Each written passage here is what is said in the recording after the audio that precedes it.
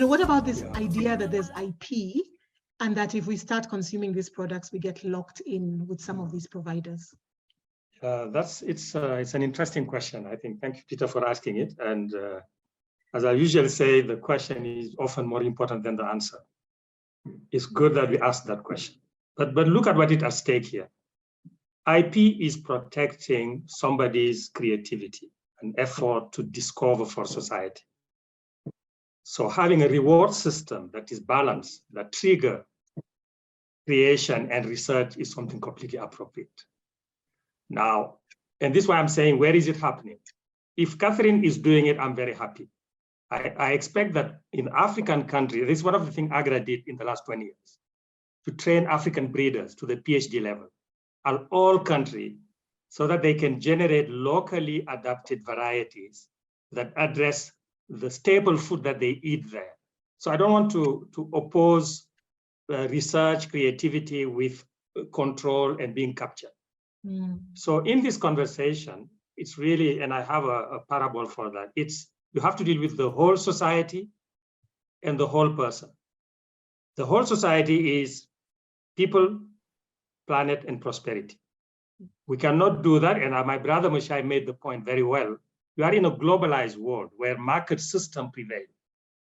So ultimately, your survival depends on your productivity and your competitiveness. Otherwise, you lose your own market. You cannot feed your own people.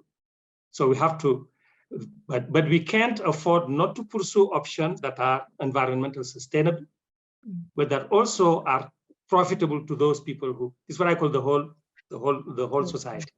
The whole person is take into account the farmer, the consumer, the women, the youth, because we have diversities.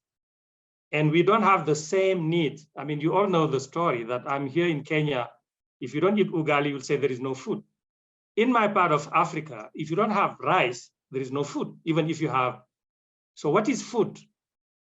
So, and this is why we go back to the whole issue of it's a culture. It's how do we make sure that at the local level, we are able to generate the food that people want to eat, they can afford, that is healthy, that can be sustainably grown. So the sweet spot is to find that equation, because it's not only one. It doesn't have to be rice, but in each locality, if you are in Niger, it means something else. If you are in the Gambia, it's different.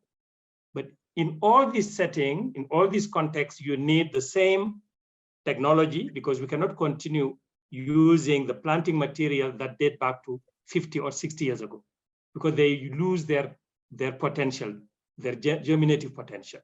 So innovation by farmers, by local researchers, by regional researchers is a must. But technology is only one part of the equation. We also need institutional innovation.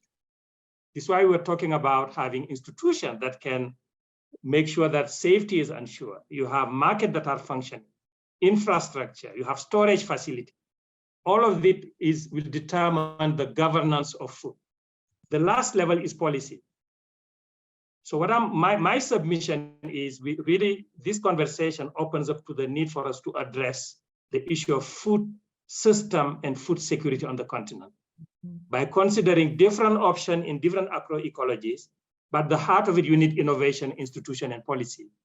And you need to talk to all constituencies.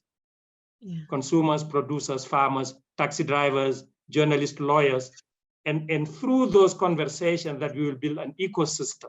So the keyword is ecosystem. What is lacking here is trust. You need trust. If I think that Mushai has a commercial interest hidden, I will be very suspicious. This is what you're talking about earlier, be it GMO or vaccine, etc.